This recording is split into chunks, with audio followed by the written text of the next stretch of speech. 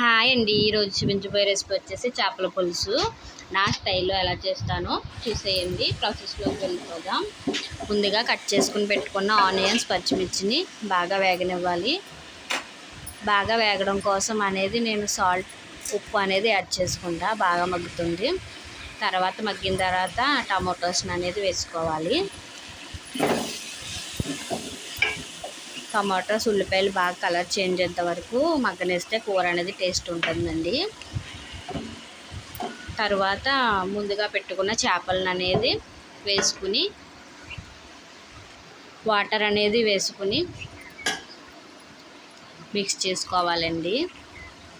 Water వేసుకుని బాగా mix చేసుకుని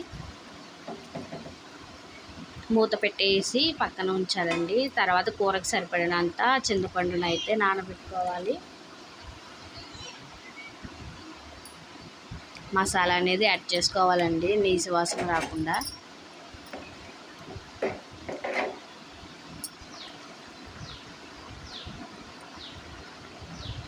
రసం అనేది తీసుకుని వేసుకోవాలండి. రసం అనేది మొత్తం కలిసేటట్టు కలుపుకొని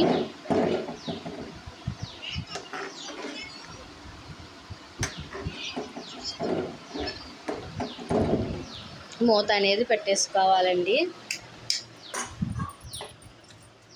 15-20 మినిట్స్ తర్వాత కొత్తిమీర అనేది వేసుకొని, చేపల పులుసు అంటే కొత్తిమీర ఖచ్చితంగా ఉండాలి కదండి. కొత్తిమీర వేసుకుని అంతేనండి, చేపల పులుసు అనేది రెడీ. Thank you.